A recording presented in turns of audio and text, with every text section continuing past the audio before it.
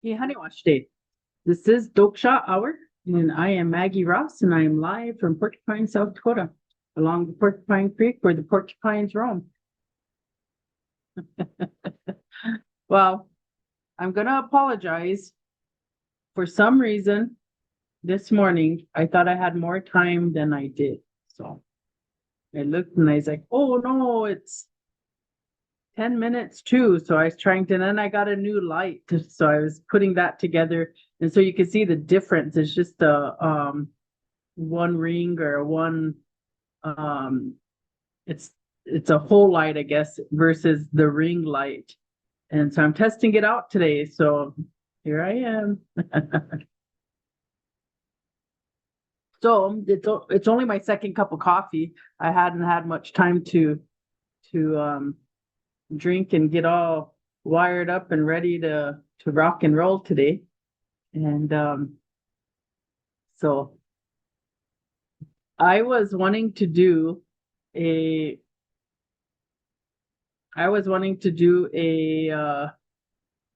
show on this a few weeks ago, and it just like always slips my mind, and so I'm just forgetful, I guess. And so making sure I'm on mute over there. So today I wanted to take some time and talk about the Supreme Court. And there was a non-decision, I guess, is what happened. And so I think this is like a real crucial conversation, because there's so many people that talk about like the major crimes acts on the reservations and like how we could be policing our own, and all these different things. There's a lot of conversation in it, pros, cons.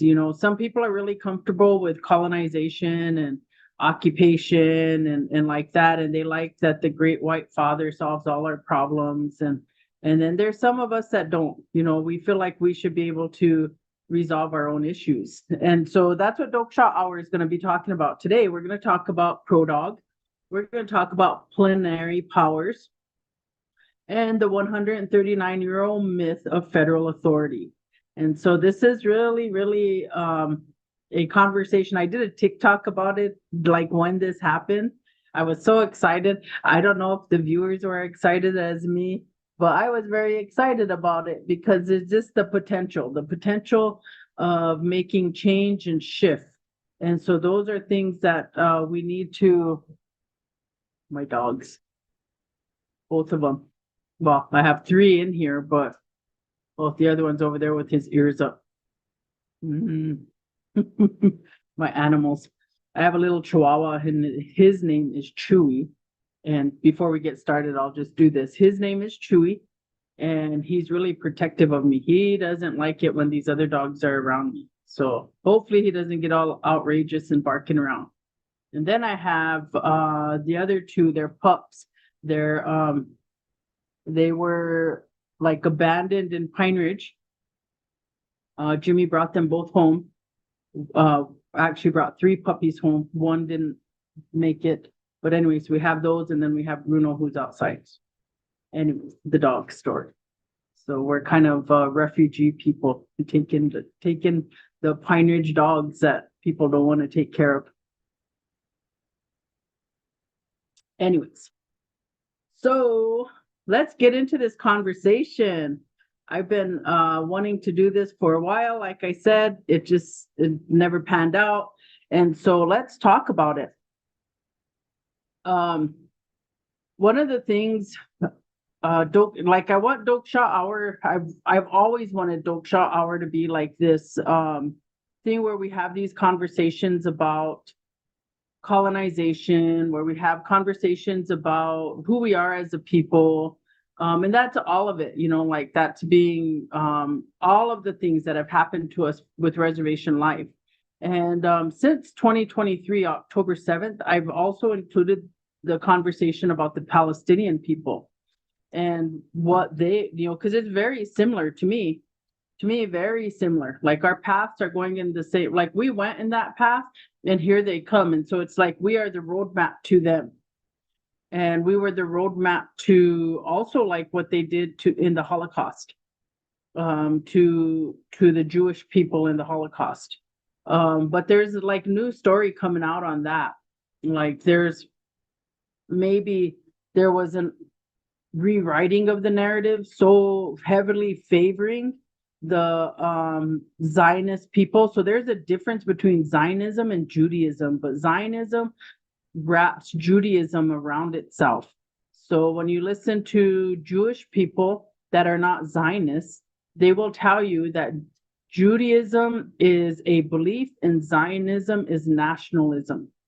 And so many Jewish people throughout the world that they say are in their diaspora, they do not support Israel. They do not support what is happening there. They do not support any of that.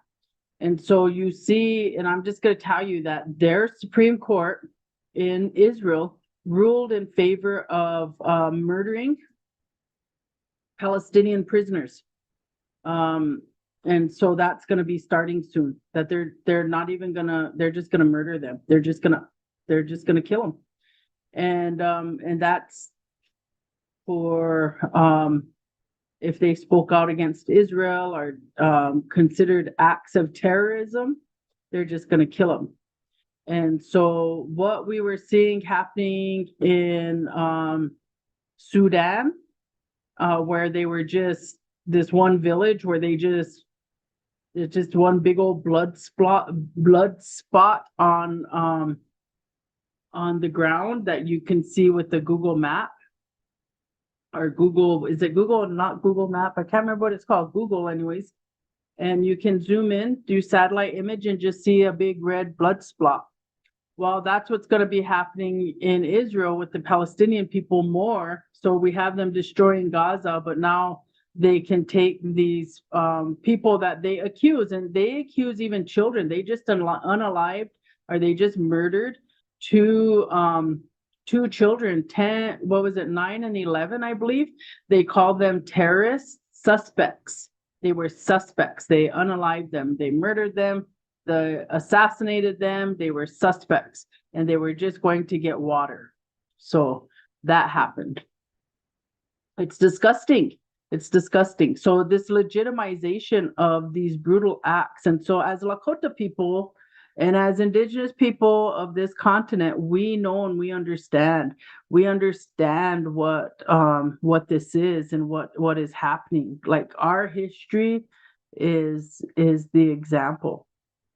You know, whenever the Spaniards got off those boats and went through like down to Florida, they were just chopping people up, and they liked it, you know, that they chop off someone's foot or their arm or whatever, and then make them. And then back then, you know, like you have your natural way of trying to heal, but that's what they would be doing to people.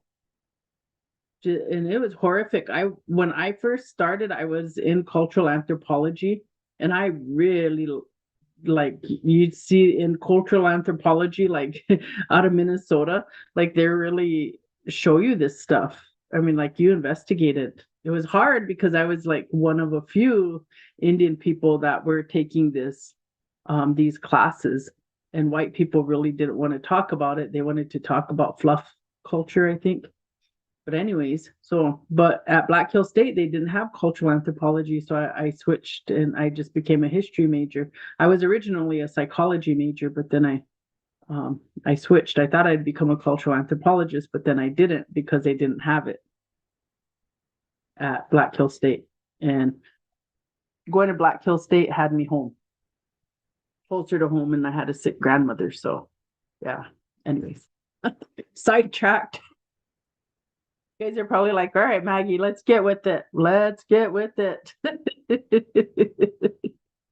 So back on November 11th, there is this Newsweek article that came out.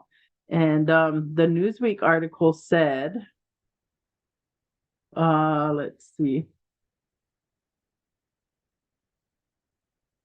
The Newsweek article said, Gorsuch, Thomas want to correct 139-year old Supreme Court ruling.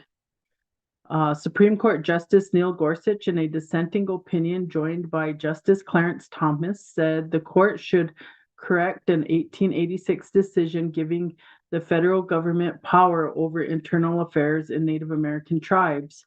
The Supreme Court declined to hear Quinton Veneno Jr. versus United States in an order released on Monday. Veneno, a member of the Jerkila, and I'm sorry, Apache people, Apache Nation, was convicted of domestic assault on another member of the tribe.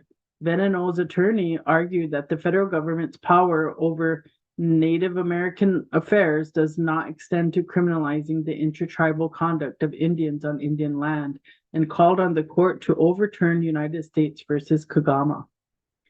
And so, like, I just saw the headline and then I'm like, what? And then I read the little introduction part and I'm like, holy smokes, I got all excited about it. Well, one, like I knew Neil Gorsuch. Neil Gorsuch is he believes in constitutional authority, and then he also believes in treaties. And so he is like the lone Supreme Court justice who really stands on tribal nations and like really rules in their favor. And then the plot twist, I guess, was to have Clarence Thomas joining in the dissent and saying this, because Thomas is no friend of anybody. Probably just money and power. That's his, who he's a friend of. And so it's like really, really interesting how he came to dissent with Gorsuch. And I'm just like, I was really like, wow. So why it matters, the decisions in the United States versus Kagama came after a man named Kagama, who also utilized the alias of Pactaw Billy. He was indicted for the murder of another Native American on a reservation. The ruling upheld the Major Crimes Act of 1885, which placed certain crimes committed by the Native Americans on Native territory under federal jurisdiction. So this is where Gorsuch is talking about the Kagama, United States versus Kagama. What this did was established a plenary power. And so this gave plenary power over internal affairs for Native Americans. And so when we think about, well, what are plenary powers? Well, plenary powers is like a total authority the U.S. claims over tribes whenever it wants. So it allows for federal intrusion, selective enforcement, undermining of tribal courts, endless meddling in reservation affairs. Plenary power is colonial control masquerading as law. It's like, this is where they get it. This is their what do they call it? Remember, they say, if you lift your boot strap, is it? Oh, if you lift your boot off my neck, I could get up. Anyways, whatever that saying is, I'm horrible. I'm sorry. I should get all my correct quotes. Our quotes correct. Can't even. Anyways, so plenary power, that's like a big thing. That's what comes in Kagama. And so where does that come from? And people don't know. A lot of people don't know. When I did my TikTok on this, I think it got like 6,000 views or something like that. And people sending me messages like, can you talk more about this? I don't understand. Or I didn't know this happened. The United States is a diseased organism, as they call those kind of things being said. So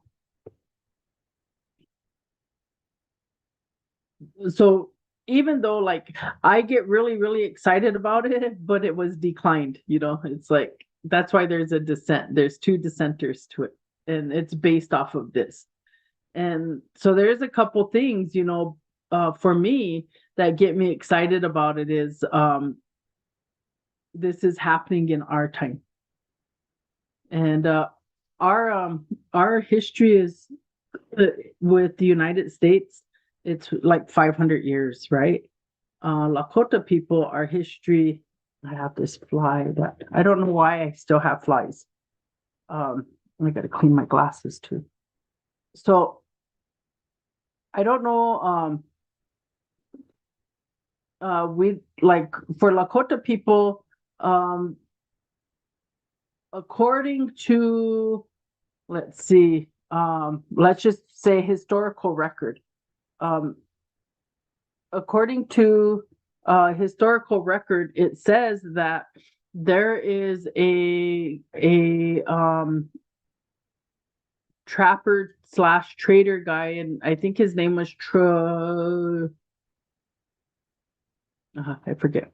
Anyways, he has a document or a record of his exists in the Minnesota Historical Society, and it says that um this guy he documents that there were Dakota people in New York. So for Dakota people all the way to like um the 1600s, I think that was like in 1642 or something like that. So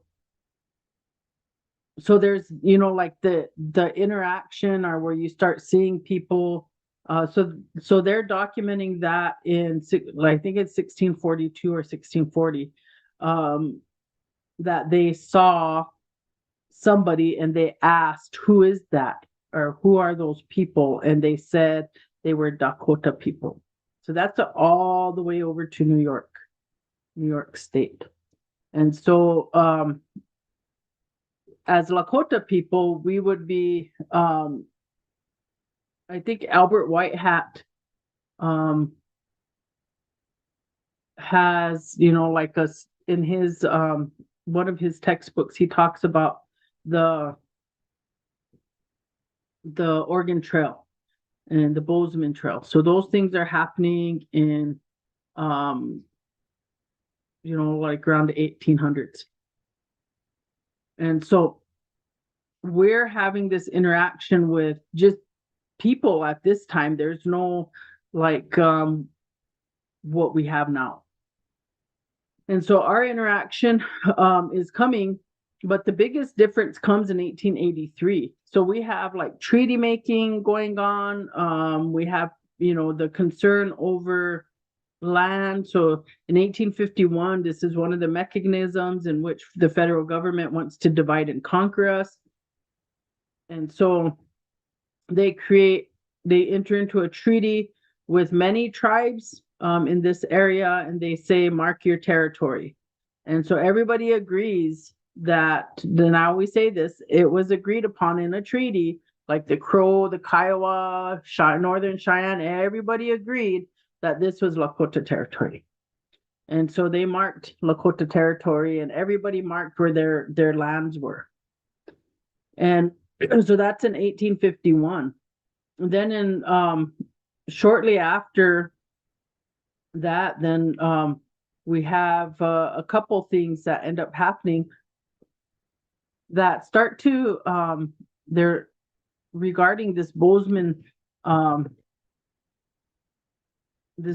Trail. And then you have like the Mormons and the Mormons coming through. And then you have the Mormon cow incident. And so the Mormon cow is some Lakota people killed this straggling cow that the Mormons left behind, and then they wanted justice for it.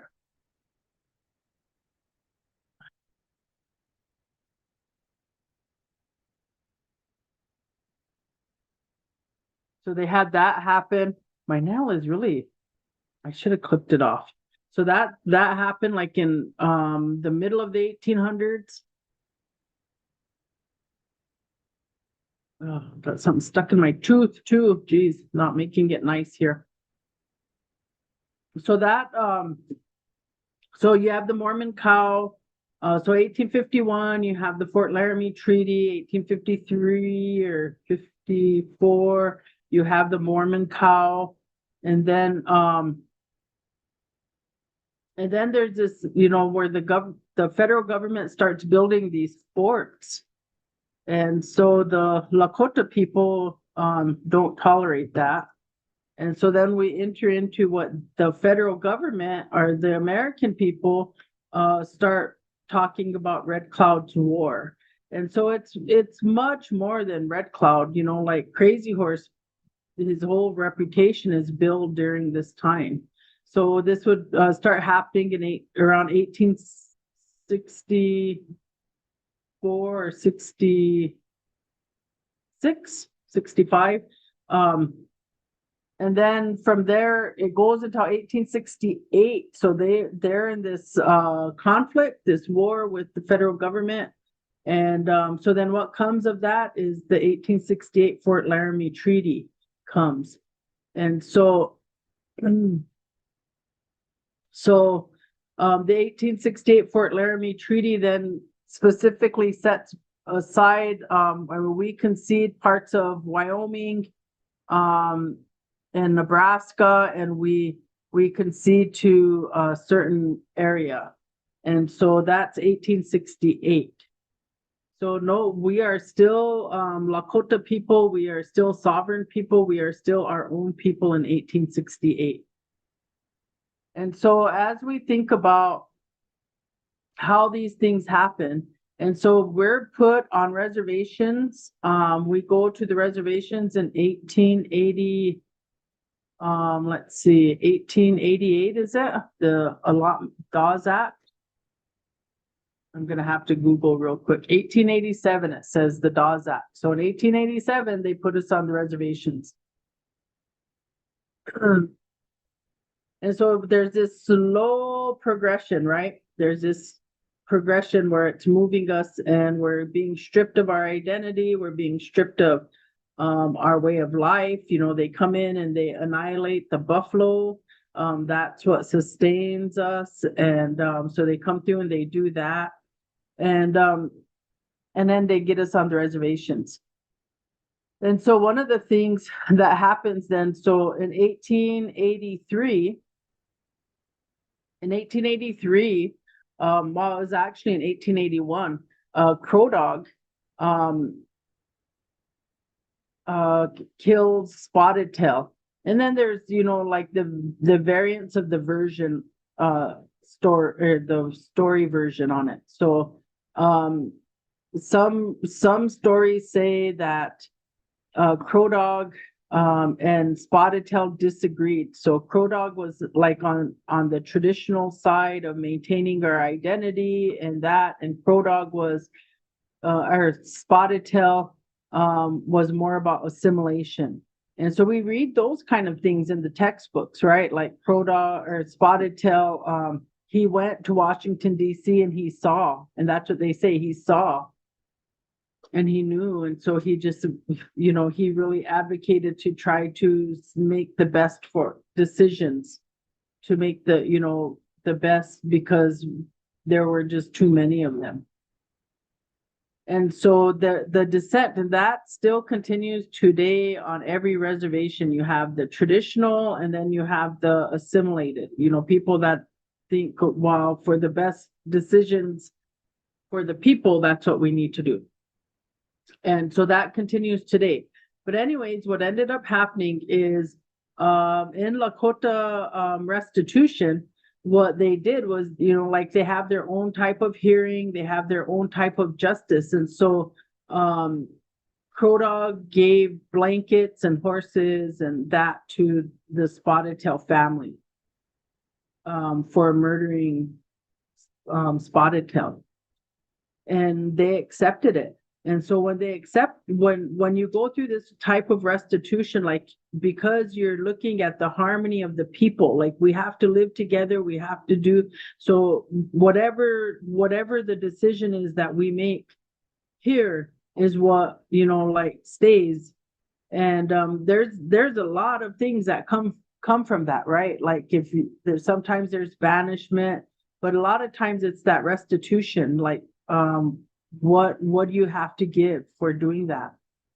So your family has to put stuff up to make that right.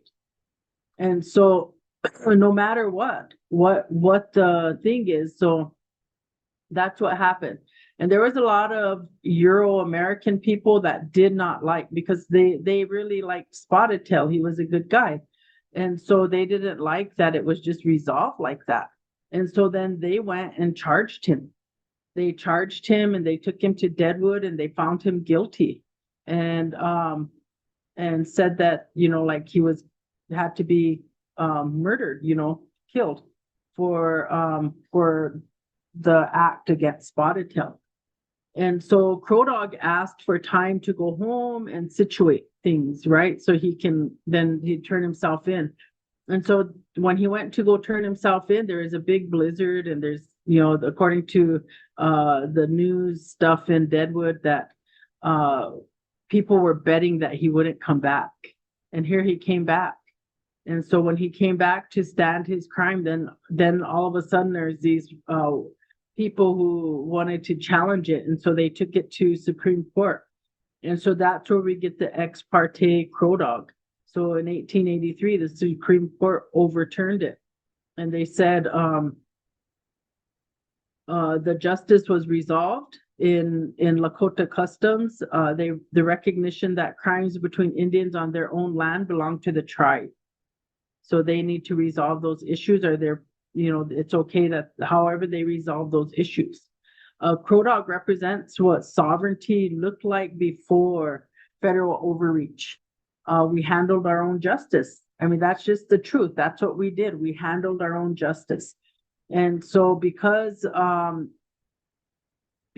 they did this, it was like this big, oh my God, kind of moment for white people. And so, because we were living under occupation too.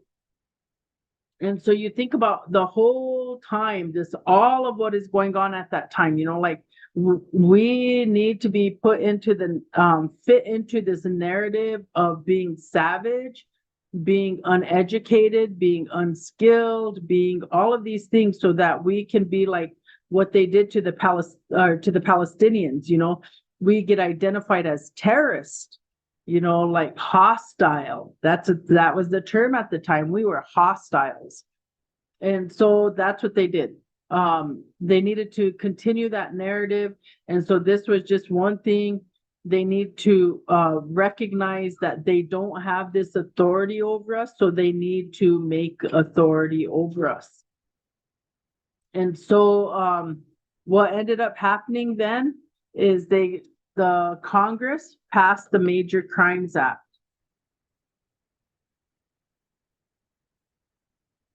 And that was passed in 1885. So the Major Crimes Act then gave the federal government authority over Native Americans. And so the things that were identified within the Major Crimes Act,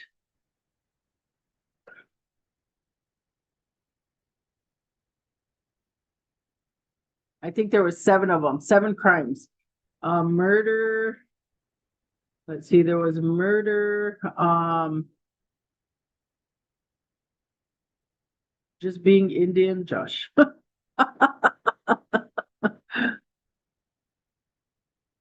Murder, manslaughter, according to the internet, it says murder, manslaughter, rape, assault with intent to kill, arson, burglary, and larceny.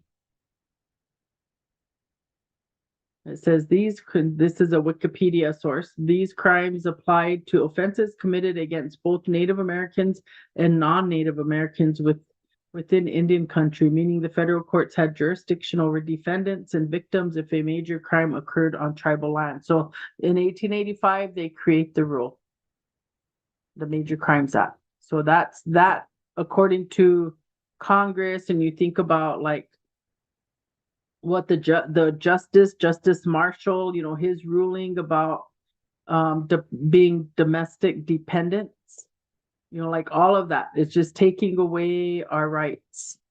And so what happens then in 1886? So 1885, Major Crimes Act. 1886, the United States goes after Packtaw Billy, or Kagama.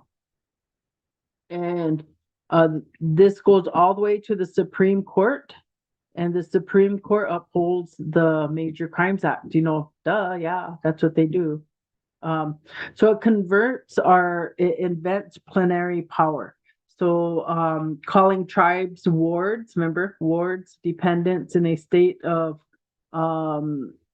pumbleage. We have zero constitutional basis, purely, and we weren't even citizens. We weren't even citizens of the United States at this point. But yet here they are, they're giving all this authority onto us, saying this is who we are, this is who you are, we are your boss, we're your boss handlers. Remember, what did we used to have? Boss farmers? Yeah, so that's what we are. That's what we're gonna do, because we have these treaties and we have this funding stuff and whatever. So we're claiming.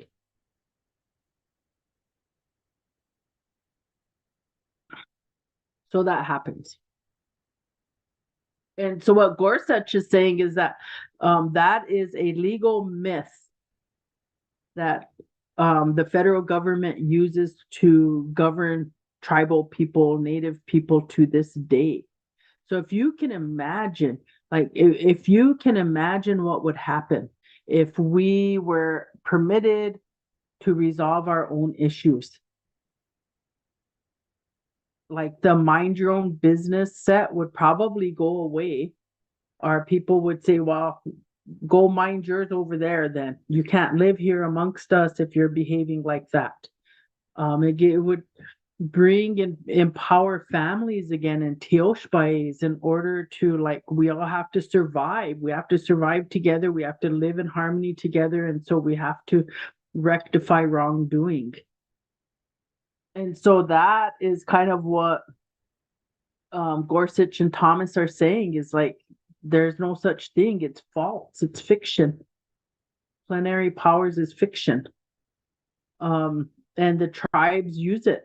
I mean, the federal government, uses it. They use it for all kinds of things to us. Anything they want to do. Like, it never gives us the right. And you go and look at like the difference, like with the over there with Israel. So Israel, they're funding them. They're giving them billions, millions of dollars every year. But they don't do anything. Like recently, there's a bill that's coming that says to over 20 years that we're going to give them like $36 billion a year. I think it's 36 billion. I'll have to fact check myself. Let me go do that. I'll ask right now.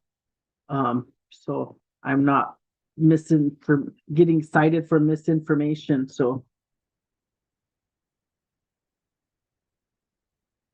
anyway, so they're giving Israel this money.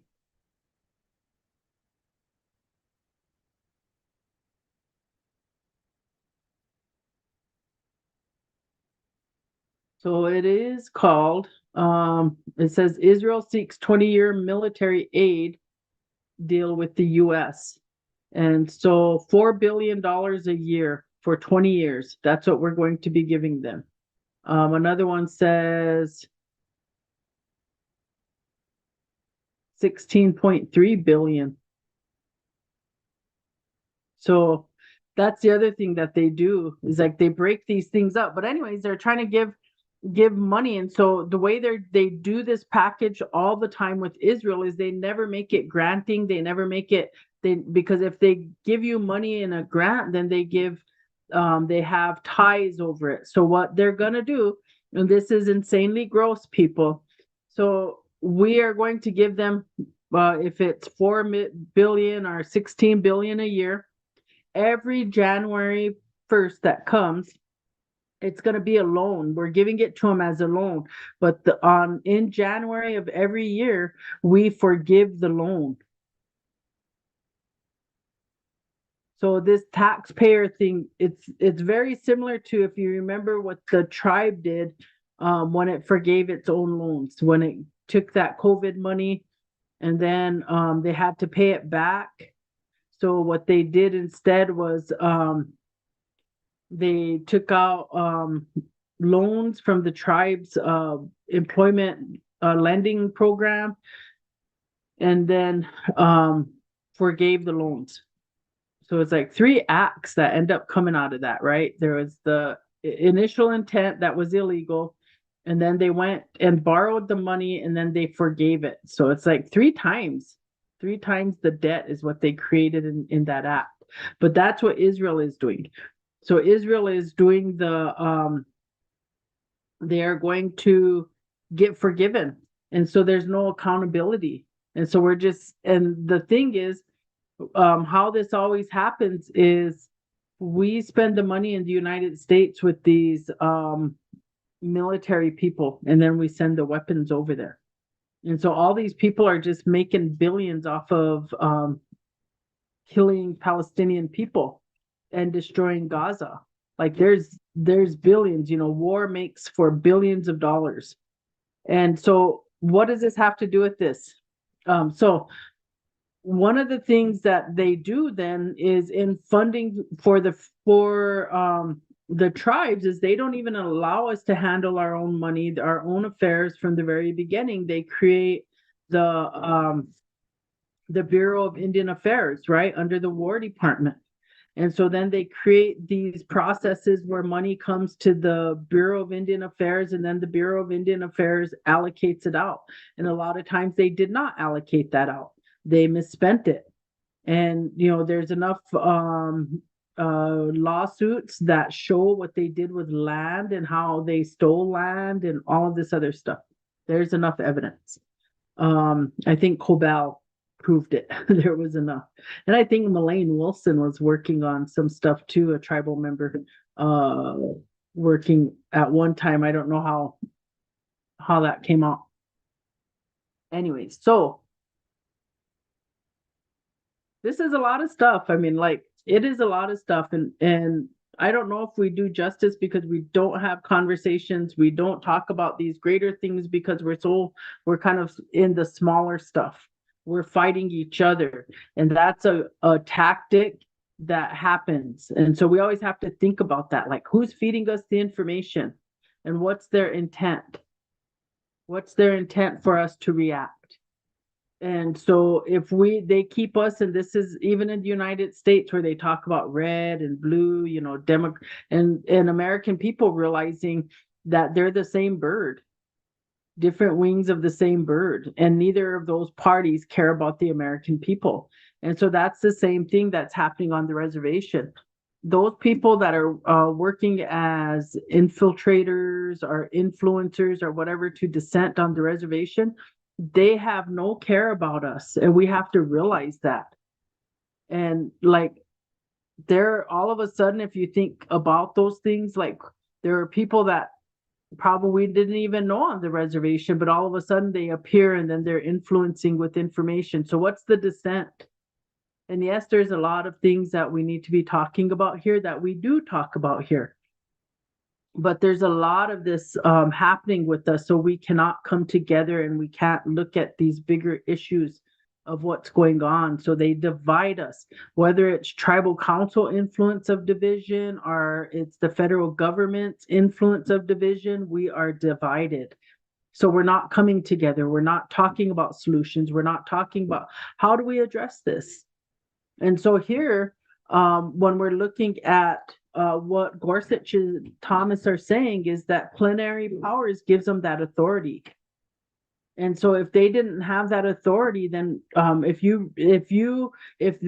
the Supreme Court can undo the United States versus Kagama, it removes plenary power.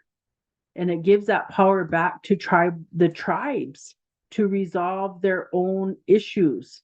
And that would be far more helpful for us to be able to solve our own problems versus always having the United States or the state of South Dakota telling us how to be Lakota and how to live. So that's like a real big thing. And this matters. This in Indian country, we should all be talking about it. I mean, at least our legal people should be talking about it, right? We have a lot of tribal people that have gone on and became attorneys. They should be talking about this. They should be leading the way. What does this mean? Like our tribal courts or our tribal governments, they should have had all of our tribal attorneys filing to join the case, to reclaim our own authority.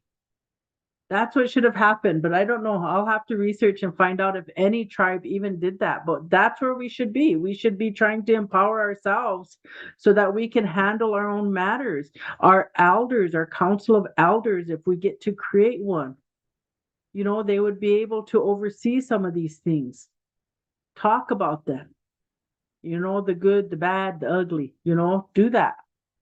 I mean, that's what we need. We need to have this big, broader discussion about life on the reservation, life off the reservation, because there's just too much dissent.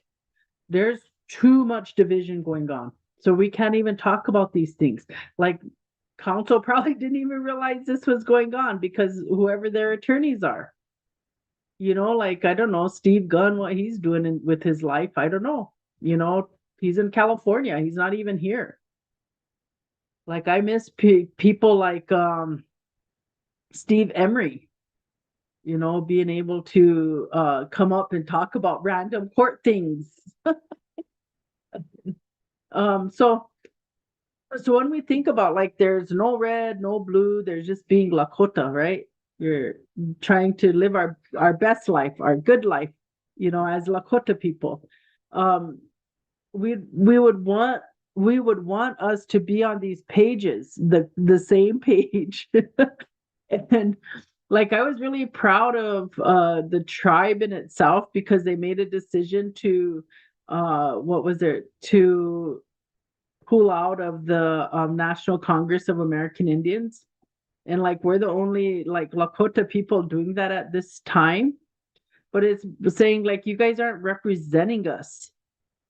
You're not representing us.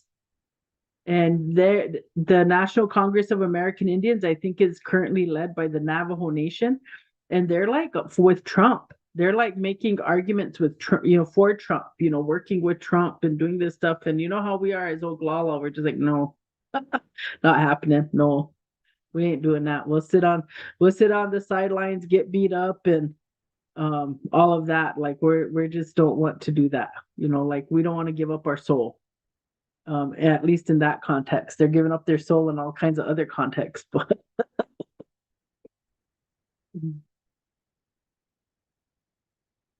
oh shoot. So what does it look like then? I think that restorative justice is really important and we should be having those conversations. We still have people alive on our reservations that know what restorative justice is. We've had movements in the 80s for restorative justice. Those people are still here. They know we should utilize them. We should be building and preparing for those things. And we should be hoping to address this plenary powers issue, taking that to court. Like we got to fight the good fights, right? We got to get behind and do the good fights for our sovereignty. And sovereignty right now is like this governance system. And when we think about like just kick all of the BIA out, like we don't need them. Like we should be advocating. There's enough of us educated, law-minded people, right, that got their degrees as attorneys, that could be making these fights. I don't know where they're at, but we have enough of them to look to make like why does food stamps for Native people go to the state of South Dakota? That should come to the tribe. Like we get the food distribution. So there's a lot of different things, like why is that? And because people hold, and you just go back to the conversation Russell Means made in front of Congress, where he talked about the millions of dollars that were coming into the state of South Dakota on behalf of the Native people, but they never got it because it goes to the state government.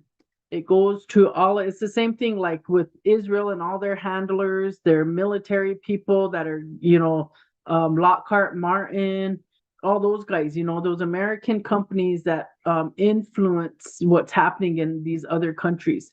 That's the same thing for us. We have people in the state of South Dakota, in Rapid City, everywhere that are manipulating and trying to fight for the power so that they can tell us that how to be a human. They're still working on converting us to Christianity. They're still working on us doing all of these things. So you look at Wavy and you look at these women's shelters, men's shelters. It's all around prayer to God, the Christian God. Like nobody's coming in and saying, let's pray to Tunkashla. Let's find our strength with him. Let's go into the sweat lodge. Let's go and build ourselves. And then how some of that happens too, and we're kind of at fault for this as well, is that we some of these sacred places become recruitment centers, right? So who has the biggest circle? Who has the most dancers? Who has, things like the most power and influence over people? Like there's a current person that has used his influence to get a lot of people elected into council on the Pine Ridge. And sometimes I wonder, did he do that because he really believed in them, or did he do that because, like in the true fashion of a Heoka, want to laugh at you because you're just messing up and making ruckus. I don't know what the true parts of that is, but that's kind of what happens, and it's unfortunate.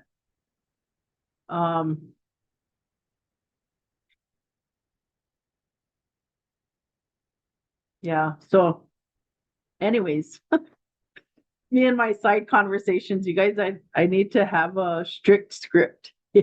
Have a strict script because I go all over the place in these conversations about what the hell's going on here. Shoot. So, anyway, so when we think about like what's the true vision? What is our true vision in governance and self-determination and being Lakota? Like we have all this language revitalization occurring. Every tribe is doing language revitalization one way or another. We have like tribal colleges taking up learning. We have K-12 educations trying to bring cultural language and that into schools. But truthfully, like if we move in these directions, we actually really do need to put that white man's influence aside, and we need to be educating through our own lens. We need to yes, reading is important. Yes, math is important. Yes, those things are important. But it shouldn't be like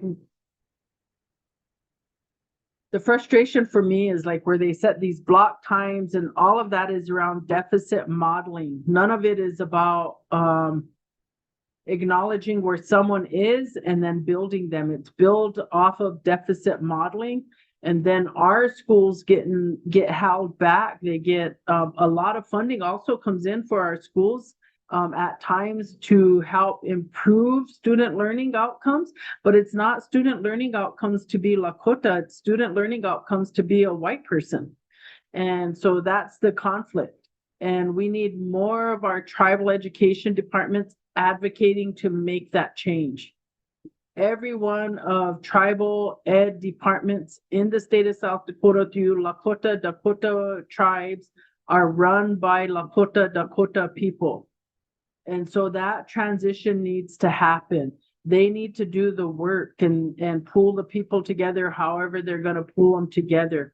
And then because it's hard when tribal colleges are training teachers to teach Lakota people or Native people, and then they go to these school systems where that is not what they're doing. They're teaching to be Washichu, not Lakota. And I probably offended every tribal school on every reservation. I probably did, but I don't care. I've been in it long enough. I've been in those trenches long enough. I'm gonna say it. And so you can comment or send me an email or text message or give me a call. I don't care. I'll still stand my ground on it. Like I've been in that stuff long enough, and I know the harm that's happening and the harm that occurs to get us to the point where we have alcohol and drug addiction in a epidemic state, where our families are torn apart because nobody cares, because we have built this system. Hey, what's that song? Joe Pulliam, what's that song? We built this city on rock and roll. Is that it? Hey, Aerosmith. No, not Aerosmith. What is it? Man, oh man, don't let me go there. Tell me to stay on topic. So that's like the biggest thing for me. The biggest thing for me is to really move us into this place where we're having these conversations. We need to have them. We need to be like organizing, and we need to be figuring it out.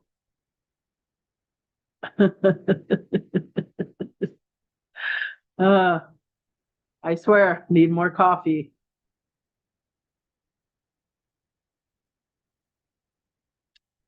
Let's see what's going on in the comments. So I want to say good morning to Raymond and to Joe and to Maggie Day. Hey, Maggie Day. To Steve, good morning. It's always good to see you guys in the chat, and I'm really glad. The more you guys chat it up, it makes for a more interesting conversation to be had. But I really do think we're in a place where we need to move, and we need to be looking at these things. So if you haven't had the opportunity, please do go talk to your tribal council representatives, your tribal president. Go talk to them about this action that took place. Go ask them about Quentin Veneno Jr. versus the United States, and how the Supreme Court declined to hear that, and how that affects us. Starship, yeah.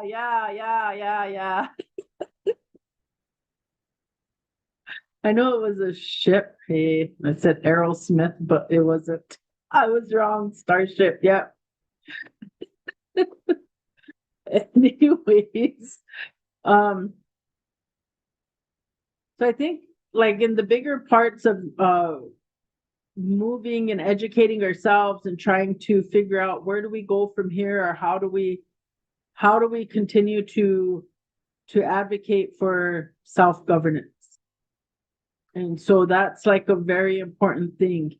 And the other thing coming up is the Supreme Court is taking up the limited birthright. And so birthright citizenship is a big deal. And what Trump is doing is trying to move to justify to limited birthright. So they don't want brown people. They don't even want us, to be citizens. And so limiting birthright means that they can undo people who were born here and are considered citizens of the United States by birth. And so that's their next move.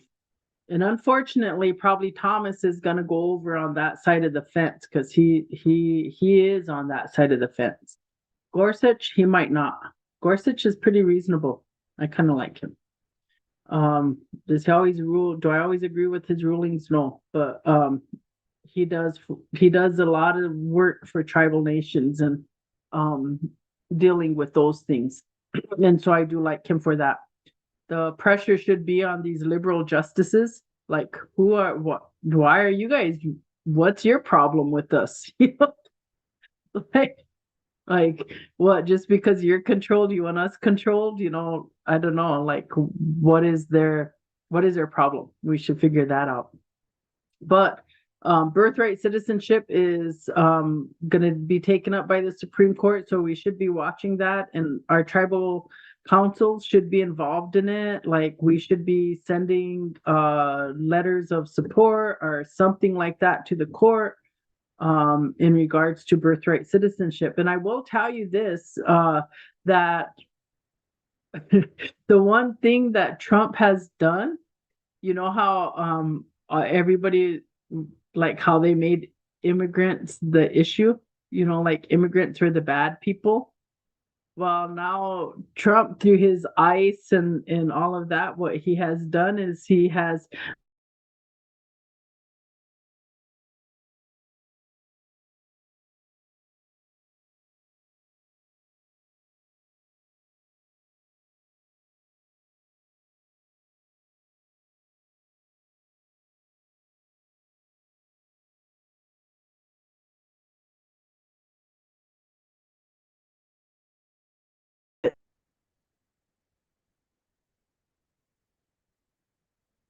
oh,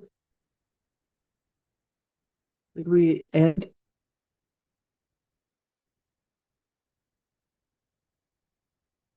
my Wi-Fi is saying it lost connection, so I don't know if it did. Um, I'm trying to see.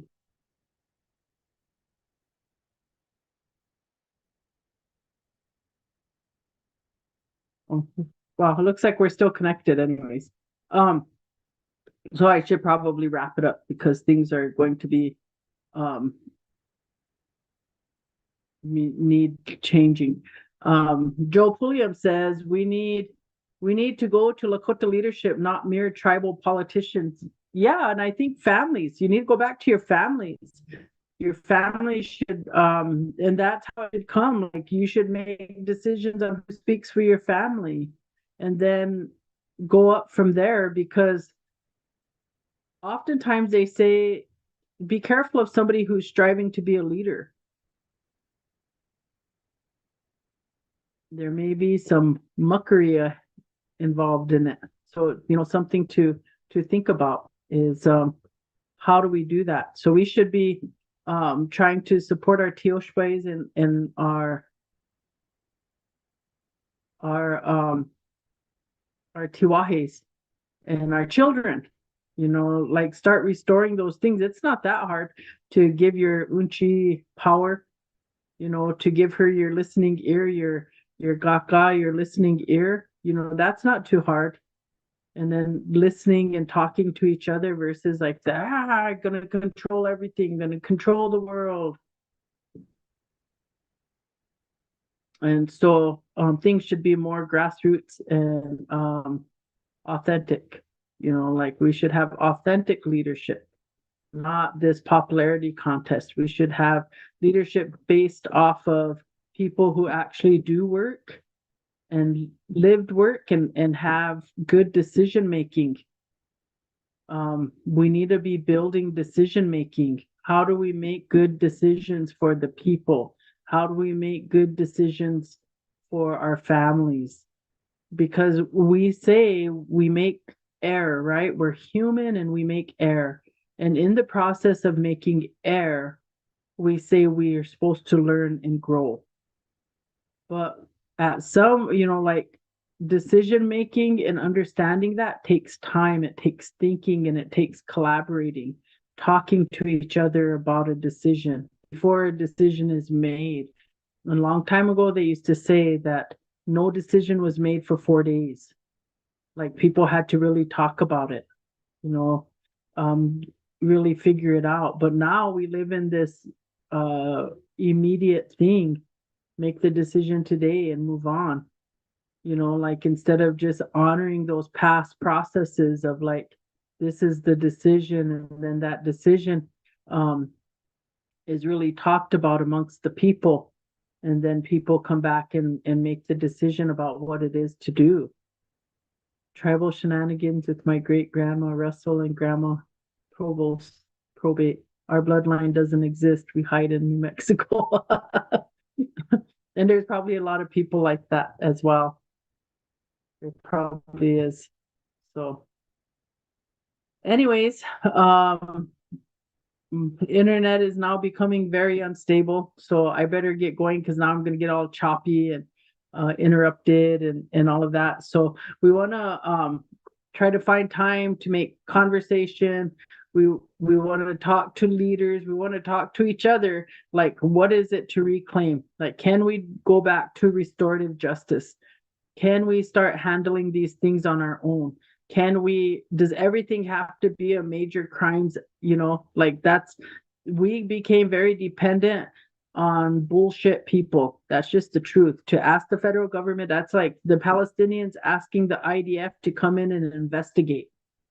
The IDF has no care about the Palestinian people. They'll annihilate all of them, and they are. FBI, they don't care about us. Federal government don't care. If we were all dead, remember Ann Coulter? She's one of Trump's biggest supporters.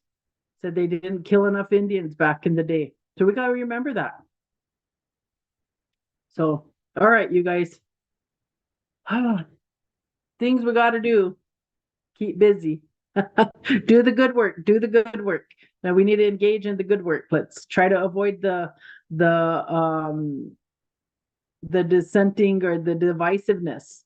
We become better people if we can avoid that. And I just go back to thinking about what Jace was talking about last week, and that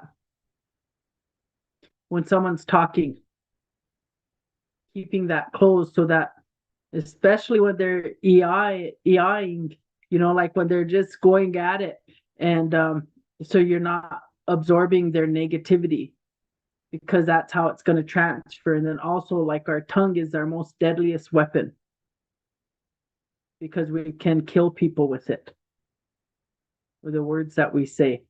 And so being mindful about how we're going to be transformative and work with each other. You guys have a great rest of your Sunday. It's snowing out here, or it was. The sun's out now, but we were getting a lot of snow. I love it. I love winter. I love snow. I'm just that person. So be good. Be a good relative. When you see your relatives, be glad to see them. That's how I choose to be. So you guys have a great time, and we'll see you again. Doksha ake.